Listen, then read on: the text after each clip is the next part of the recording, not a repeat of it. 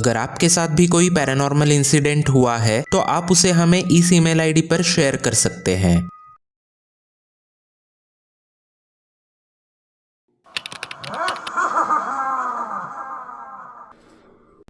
ये एक ऐसा एक्सपीरियंस है जिसे मैं कभी नहीं भूलूंगा। उस रात की घटनाओं के बारे में सोचकर ही मेरे रोंगटे खड़े हो जाते हैं। ये तब हुआ जब मैं लगभग 19 साल का था। हमारी यूनिवर्सिटी ने नॉर्थ इंडिया में एक कल्चरल टूर ऑर्गेनाइज किया था जो एक पहाड़ी और ठंडा इलाका था।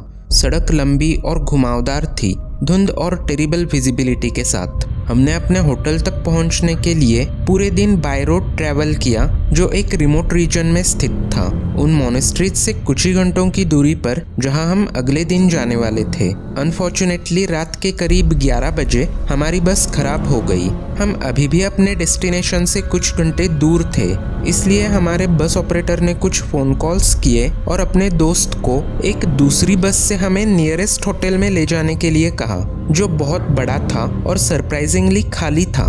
उस रात होटल में रुकने वाले सिर्फ हम ही गेस्ट्स थे, लगभग 30 स्टूडेंट्स। हम वही सेटल हो गए और कुछ लोगों ने शराब पीने और पार्टी करने का फैसला किया। मैं कभी ज़्यादा शराब नहीं पीता था, इसलिए 2 लड़कियां जो मेरी दोस्त थीं उनके साथ मैंने समय बिताने का फैसला किया। हमारे कॉन्वर्सेशन के दौरान हमने कॉरिडोर से एक तेज़ चीख सुनी।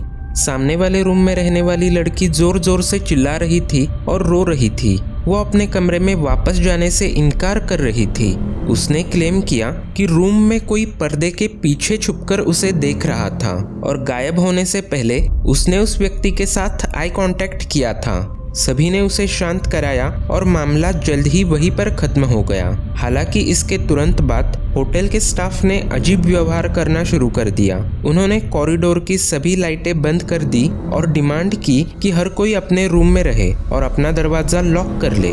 हम सभी ने वैसा ही किया। हम रूम में फिर से बातें करने लगे और कुछ लोग बाहर पैटियो में चले गए। मैं तुरंत सो गया। तभी मेरी दोस्त ने मुझे जगाया। उसका चेहरा पीला पड़ गया था, वो कांप रही थी और उसने मुझे जो बताया वो आज भी मुझे अंदर से हिला देता है।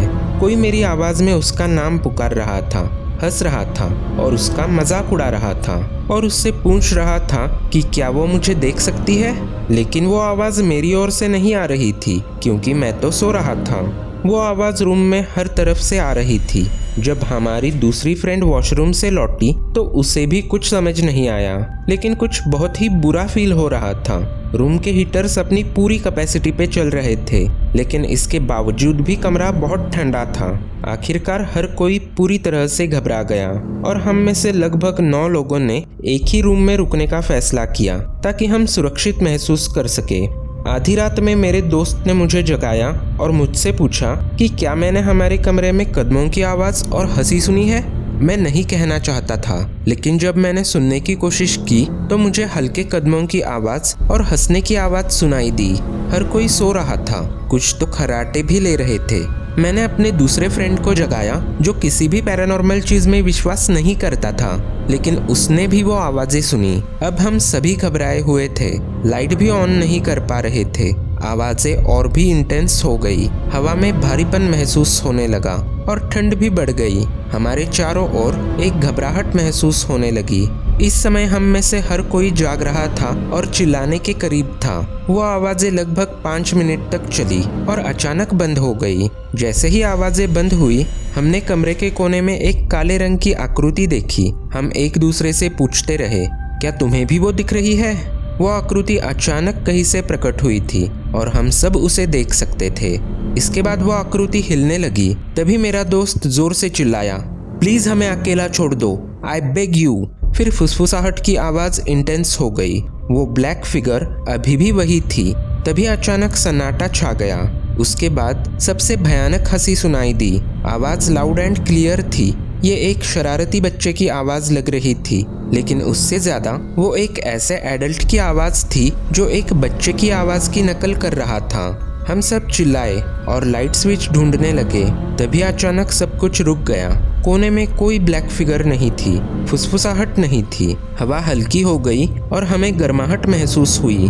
अगली सुबह दूसरे कमरों में रहने वालों ने भी अपने पैरानॉर्मल एनकाउंटर्स के बारे में बात की। उन्होंने भी हमारी ही तरह चीज़ें देखी और सुनी थी। हर कोई नींद से वंचित और परेशान था। मैं सोचता रहता हूँ कि जो कुछ हुआ उसका कोई लॉजिकल एक्सप्लेनेशन हो सकता है, लेकिन वो सब बहुत रियल था और एक बहुत ही डरावना एक्सपीरियंस था जिसके बारे में मैं सिर्फ दिन के समय ही बोल या लिख सकता हूँ। ये कहानी ली गई है रेडिट से, जहां लोग अपने असली पैरानॉर्मल एक्सपीरियंस शेयर करते हैं। मैंने बस उनकी सच्चाई को आप तक पहुंचाने की कोशिश की है।